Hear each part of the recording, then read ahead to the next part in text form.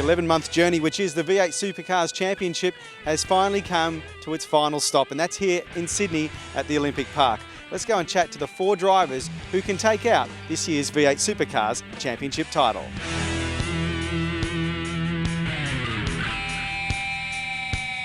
The big battle is in amongst one team at the front, and that's Red Bull Racing Australia. Jamie Whincup, you guys are smiling together right now, but how are you going to handle it this weekend? No, we'll still be smiling on Sunday, without doubt. It's been a long year. We've had our challenges with both cars. We were quite uncompetitive, middle of the way through the year, but we've been able to turn things around due to good teamwork, and that'll continue on at least for Friday, Saturday.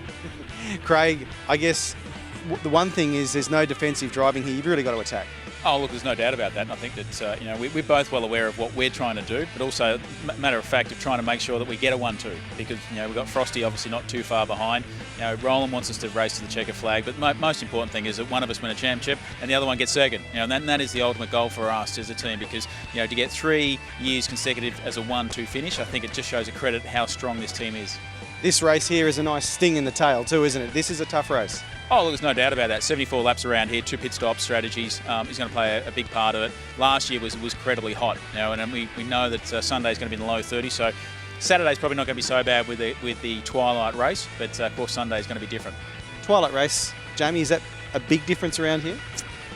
For sure. It's cooler conditions, therefore it's good for us drivers. It's good for the cars as well. The cars are a little bit quicker, and I'm all for twilight racing, full stop. I just think the world's a busy place. There's a lot going on. There's a lot of family stuff that people need to do during the day, and maybe they can't quite justify coming out to a V8 Supercar race at midday. But certainly, everyone's got plenty of time of the night to come out here, enjoy a few beers on the hill or in a corporate box, watch us blokes crash into each other. I think it's. I'm a big fan of twilight racing, and I'm happy they've introduced it so soon here in Sydney. I think Adelaide might be next, so yeah, why not? I'm all for it. In terms of the Ford battle and the leaders, it's Mark Winterbottom and Frosty. I guess this weekend you've just got to go for it. Yeah, we come here, definitely got to have a crack. It's final round of the year, we're in contention, but there's no doubt we need a bit of luck on our side. But if I can win some races, that's going to create hopefully the luck I need to win this thing. But it's good, the final round, we'll get it over and done with. Drive aggressive, have a crack, and we'll know Sunday night if I'm happy or commiserating. We'll see how we go. This is no easy track though, isn't it? And especially 2-3 years ago we saw when the rain comes, it can create havoc, and the track itself is just not easy. No, it's incredibly tough, and that's, if it was 124 points away and we're going to Willowbank or Symonds Plains or somewhere, I'd be writing my chances off. But 124 points here is doable. If I can win the race and the other guys finish 10th, well, there's probably about 70 points right there. So hopefully, the other guys can have some issues, but I can't obviously control that. So anything can happen. It's one of those places, rain, hail, shine, whatever happens, it's a tough race. So see what happens. We'll have our best go, and time will tell if we're good enough. Well, if there is a rank outsider to win the championship, it is you, Will Davison, but hey, motor racing, anything can happen, and I guess you've just got to put your best foot forward.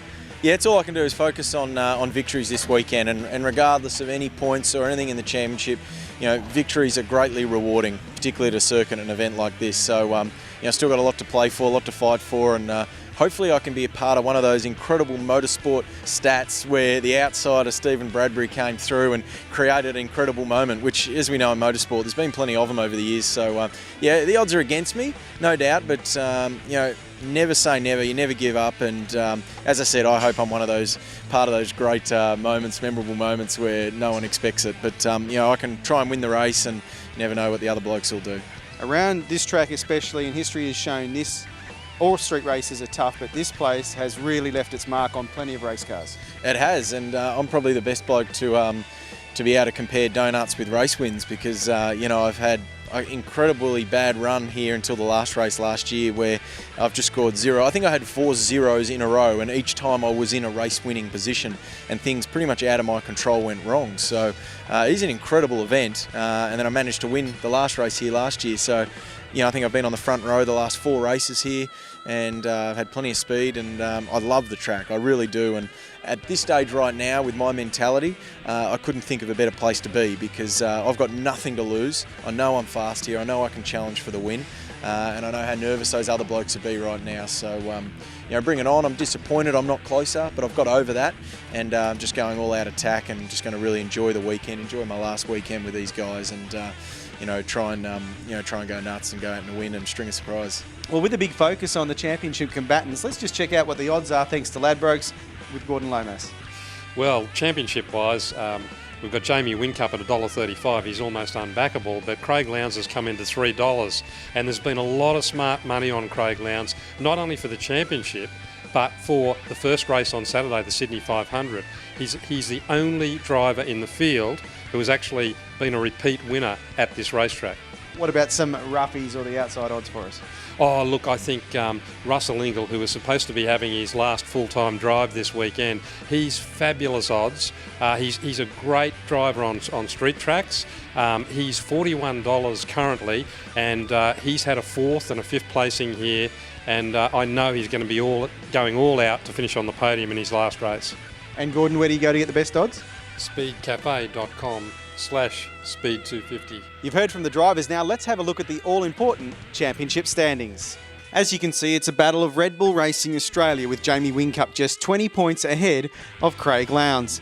Then Mark Winterbottom with his FBR teammate Will Davison needing everything to go his way this weekend to get a look at the title. Onto the weekend schedule, Friday has 4 separate practice sessions of 30 minutes each.